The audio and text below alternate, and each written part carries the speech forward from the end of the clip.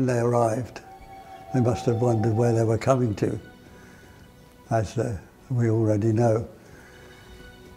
Tom Valley was a long way away from anywhere. It wasn't paradise. It was howling wind most of the time. You know, it was downright antisocial, really. The climate there was awful. We boarded the coach, and from the coach they took us to, I think it was Harlow station, and then we boarded the train.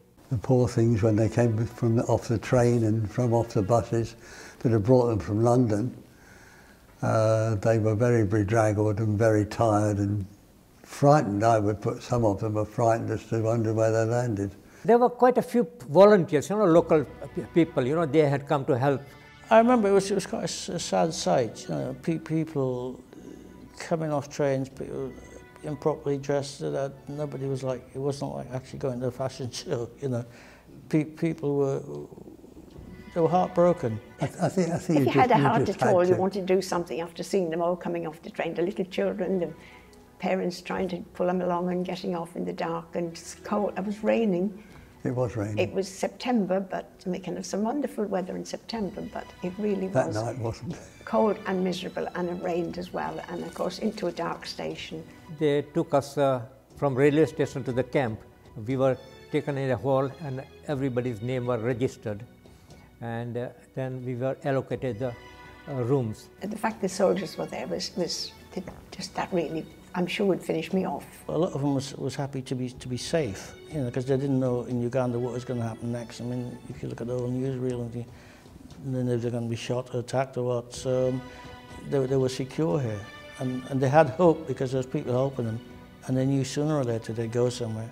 It must have been a great shock for them all to come to this part after coming through cities in the train and lots of lights, and then come to Tanfanai and no street lighting, no nothing. So it was really a very, very sad sight. There was second load of Asian people coming to Wales, and I was a friend of mine, and we went to as a volunteer to receive them, And who do I see?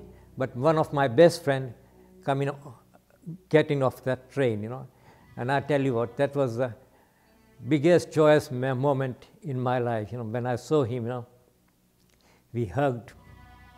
As soon as I saw my friend, and asked straight away about my family, Say, how are they?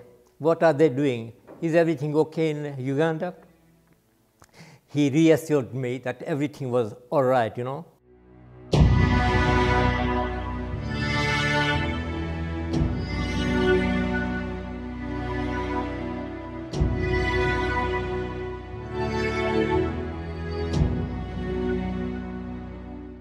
So I was put onto a train at one of the stations in London, I can't remember which one, and I was told that people will be waiting for you at Honiton station. But when we got to Honiton about 4:30 or 5 o'clock, they had taken trouble to station one person every 10 yards to make sure that all the carriages were covered, and that if they saw me, they would knock on the window. And they panicked because they couldn't see me in any of the carriages, because I was standing by the door about to disembark. And when I came out, friends and people from the camp would come out to look out for me, or the volunteers. It was nice to see all the people. It was a good welcome. If nobody turned up at the station, it would have been a bit of a panic. A group of friends that we developed, or that I developed at the time, were the volunteers. They were CSV volunteers, community service volunteers, and they were more or less similar age, 19, 20. It humbled you to see how many people went way out to help you. Honiton we left in January '73, and we were transferred via train. Half a dozen of us helped the rest of the baggage crew to bag all the stuff, put it on trucks at Honiton camp, offload it at the railway station and put it on the train.